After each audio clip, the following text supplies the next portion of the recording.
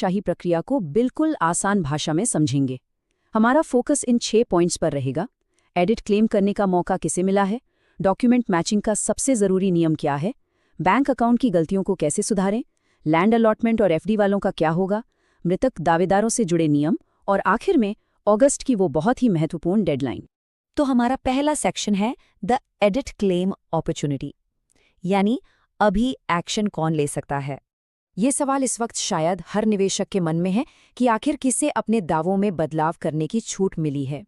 देखिए, सेबी का नोटिस इस मामले में एकदम स्पष्ट है, कोई कंफ्यूजन नहीं है। केवल वो लोग जिनके बैंक खाते में कोई दिक्कत या त्रुटि है, बस उन्हें ही अपना फॉर्म एडिट करने का मौका मिल रहा है। दूसरी तरफ, अगर आपको अपने पोर्टल पर बॉन्ड इनएलिजिबल का मैसेज दिख रहा है, तो समझ लीजिए कि आपके लिए एडिट का दरवाज़ा अभी बंद है। आपको अगले नोटिस तक बस इंतजार करना होगा। अब आपके मन में सवाल आ सकता है कि हम अपना स्टेटस कैसे चेक करें। तो इसके लिए आपको बस इन 4 आसान स्टेप्स को फॉलो करना है।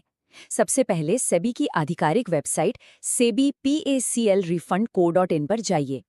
वहां इंक्वायरी सेक्शन पर क्लिक करें, अपना पीएसीएल नंबर डालें और आखिर में वो जो कैप्चा कोड होता है ना, उसे भर दें। बस एक क्लिक करते ही आपके सामने पूरी पिक्चर क्लियर हो जाएगी कि सिस्टम आपको एडिट का ऑप्शन दे रहा है या नहीं। चलिए अब आते हैं दूसरे सेक्शन पर, द डॉक्यूमेंट मैचिंग रूल। ये पैसे मिलने का एक तरह से गोल्डन रूल है। जो लोग फॉर्म एडिट करने के योग्य पाए गए हैं, उनके लिए ये रूल सच में किसी पत्थर की लकीर जैसा है। यही तय करेगा कि पैसा मिलेगा या नहीं। और रूल ये है कि आपके सभी दस्तावेजों में आपका नाम पूरी तरह से, मतलब अक्षरशः एक समान होना चाहिए। अगर एक सिंगल स्पेलिंग की भी मिस्टेक है, तो सेबी किसी भी कीमत पर फंड रिलीज नहीं करेगा। बात बिल्कुल साफ है, नाम की स्पेलिंग एकदम 100% मैच होनी ही चाहिए। तो अब आपको किन दस्तावेजों का ध्यान रखना है? मेनली 4 चीजें हैं: आपका पैन कार्ड, आधार कार्ड, बैंक अकाउंट और आपका पीएसीएल बॉन्ड। इन चारों पर नाम एकदम सेम होना चाहिए। अगर कहीं भी मिसमैच है, तो पोर्टल पर कुछ भी अपलोड करने से पहले आपको आधिकारिक तौर पर अपने नाम की स्पेलिंग अपडेट करवानी होगी, वरना सच बताऊं तो सारी मेहनत बेकार जा सकती है। हमारा तीसरा सेक्शन है रिजॉल्विंग बैंक अकाउंट एरर्स, यानी जो मिसमैच है उसे फिक्स कैसे किया जाए।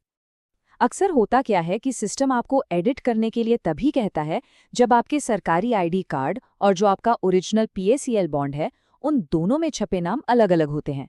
और यही वो विसंगति है जिसे दूर करना सबसे ज्यादा जरूरी है। इसका सबसे सही तरीका ये है कि आप अपने पीएसीएल बॉन्ड वाले नाम को ही बेस मान लें और उसी के हिसाब से बाकी आईडी कार्ड्स में करेक्शन करवाएं। जब सब कुछ एकदम परफेक्टली मैच हो जाए, तभी उसे पोर्टल पर अपलोड करना सेफ रहेगा।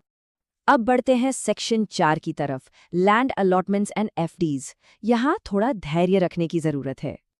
अब उन निवेशकों की बात करते हैं जिनके एप्लीकेशन स्टेटस पर अभी रेड लाइट दिख रही है। बहुत से एफडी होल्डर्स हैरान हैं कि भाई हमारा पैसा क्यों रोक लिया गया। लेकिन अगर आप ध्यान से देखेंगे तो इसका जवाब आपको अपने एफडी बॉन्ड पर ही मिल जाएगा। वहां एक छोटी सी लाइन लिखी है, स्क्वायर फुट लैंड अलॉटेड। मतलब आपको असल में एक जमीन का कुछ हिस्सा आवंटित किया गया था, और बस इसी एक छोटे से डिटेल ने इस पूरे पेमेंट प्रोसेस को काफी पेचीदा बना दिया है। तो चूंकि ये जमीन आवंटन वाला मामला एक अलग और काफी बड़ी प्रक्रिया का हिस्सा है, इसलिए फिलहाल ऐसे दावेदारों के लिए पोर्टल पर एडिट का कोई भी विकल्प नहीं दिया गया है। ऐसे में आपको कोई जल्दबाजी नहीं करनी है, बस शांति से सीबी के अगले निर्देशों या नोटिस का इंतजार करना है। Section 5, rules for deceased Clements, यानी अगर अकाउंट इनएक्टिव है या दावेदार अब इस दुनिया में नहीं है तो क्या करें। ये काफी संवेदनशील मामला है, लेकिन इसके नियम बहुत ही क्लियर कट है। अगर मृतक दावेदार का कोई ऐसा जॉइंट अकाउंट है जो अभी भी एक्टिव है, तो आप उसे फॉर्म में अटैच कर सकते हैं।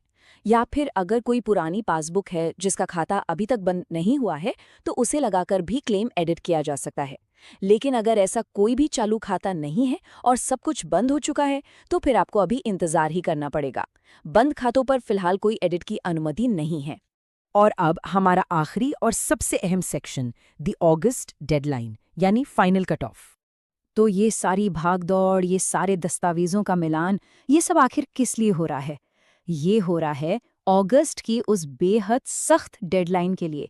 जी हाँ, अगस्त का महीना योग्य दावेदारों के लिए अपनी सारी कमियां दूर करके पोर्टल पर डिटेल्स अपडेट करने का ये एकदम फाइनल कट ऑफ है।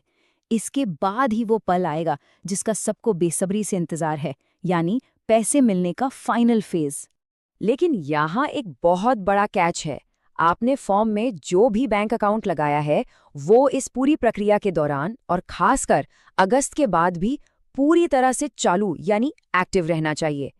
सोचिए, अगर पैसे ट्रांसफर होने के टाइम पर आपका अकाउंट ही बंद या फ्रीज निकला तो आपकी सारी मेहनत पानी में चली जाएगी। इसलिए अकाउंट को लेकर बिल्कुल अलर्ट